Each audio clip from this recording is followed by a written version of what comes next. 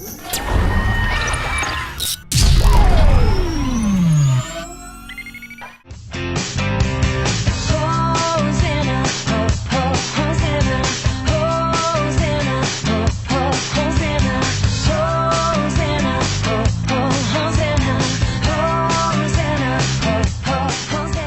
guys, welcome back to Miss Suzanne and welcome back in this emission of today with Miss Suzanne. I hope you all good. And today's lesson I'm going to teach you about these 4 common confusing questions which bother the learners and the lover of English. And those questions are: what do you do? What are you doing? How do you do? And how are you doing? And if you're ready, I'm going to teach you about it. Par exemple, si on vous pose cette question souvent, alors la personne veut dire quoi?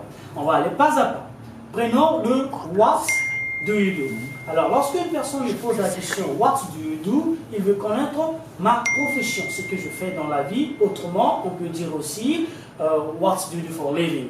Ok, donc si j'entends what do you do, cela veut dire qu'est-ce que je fais dans la vie. Par exemple, si on me dit tout de suite what do you do, si tu es un footballeur, tu vas dire I am a football player soccer.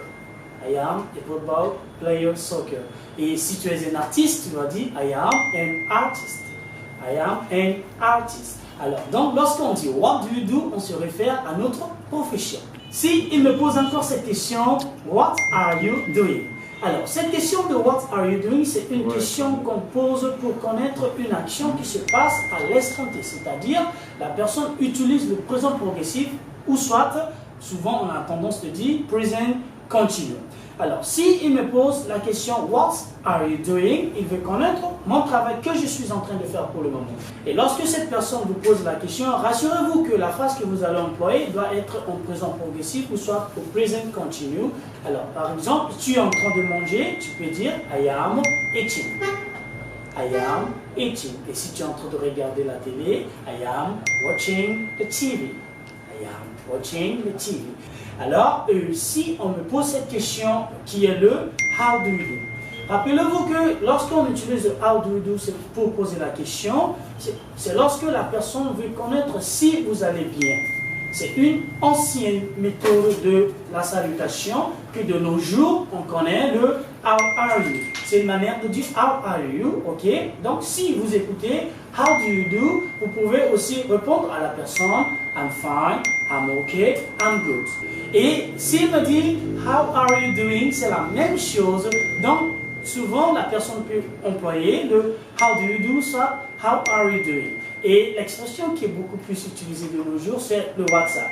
Le WhatsApp, ce n'est pas l'application que vous utilisez, c'est une manière aussi de saluer la personne.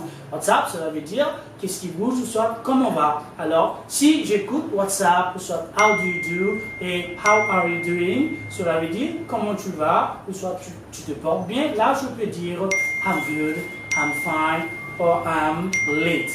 I'm going to leave it right now. To leave in the comment below. Si vous avez aimé cette vidéo, please aimez et partagez, commentez. Et n'oubliez pas de mettre vos soucis sous commentaire. Je préparerai un cours pour cela. See you next time. Bye bye. Et voilà, donc c'est déjà la fin de cette vidéo. S'il t'a plu, lâche ton petit like, tu t'abonnes, tu mets la cloche, tu partages. Et ensuite, dans la description, il y a tous les liens des intros dans l'ordre. Allez, ciao!